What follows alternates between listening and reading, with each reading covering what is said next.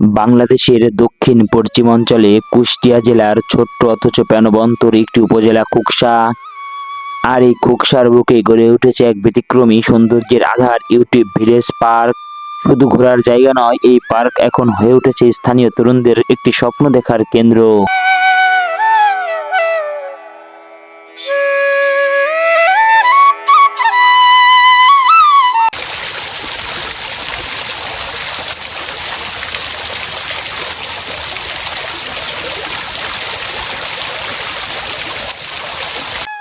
খোকসা উপজেলা সদর থেকে মাত্র 2 কিলোমিটার দূরে জনিপুর ইউনিয়নে এই পার্কটি গড়ে তুলেছে স্থানীয় কয়েকজন উদ্যোক্তা। তাদের লক্ষ্য ছিল একটি এমন জায়গা তৈরি করা যেখানে গ্রামের শিশুরা খেলাধুলা করতে পারবে, পরিবার নিয়ে মানুষ একটু প্রশান্তিতে সময় কাটাতে পারবে, আর তরুণরা ডিজিটাল কন্টেন্ট তৈরি করতে পারবে।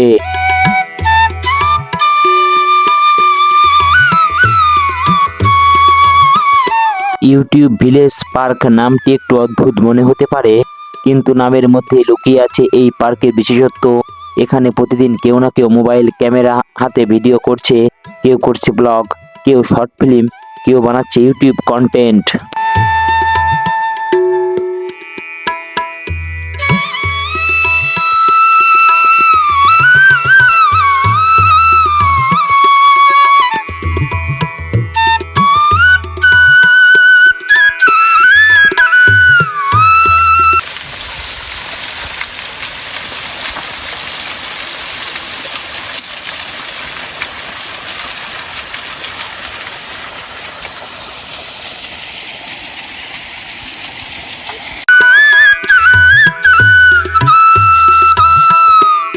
পার্কটির ডিজাইন অনেকটা সৃজনশীল কল্পনার মতো।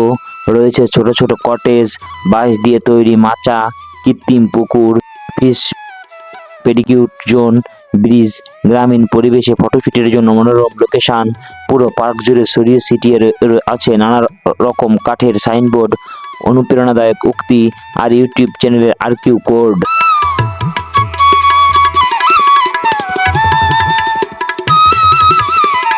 উদ্যোক্তারা নিজেরাই এই পার্কটি করেছেন নিজের টাকায়, সময় দিয়ে, ভালোবাসা দিয়ে। এখন এখানে অনেক কন্টেন্ট ক্রিয়েটর তাদের ভিডিও শুট করতে আসছেন আশেপাশের অঞ্চল থেকেও।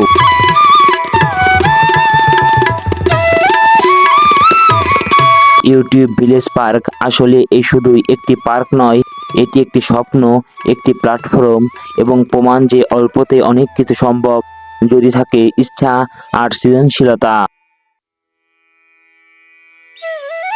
যদি আপনি কুষ্টিয়ায় যান, খোকসায় ঢুঁ মারতে ভুলবেন না। এই ইউটিউব ভিলেজ পার্ক শুধু মন ভালো করে না, প্রেরণাও যোগায়।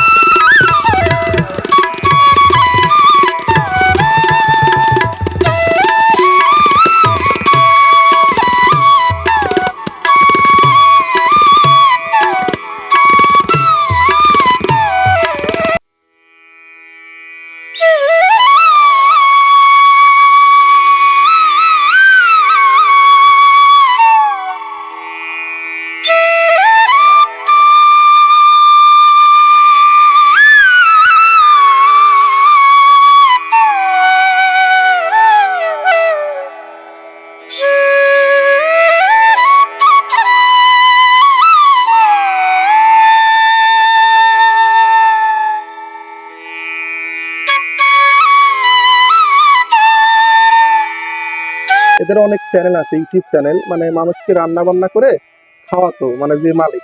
তো এক সময় অনেক লোকজন ওই রান্না দেখার জন্য আসতো এই গ্রামে, অনেক আগে 2016-17-র মধ্যে। তো আসতো সেই সময় থেকেই, মানে এখানে দেখার জন্য আসতো রান্না।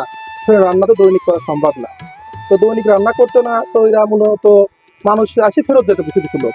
তো আমাদের এখানে যে পরিচালক আছে উনি হচ্ছে দেলোয়ার মাস্টার।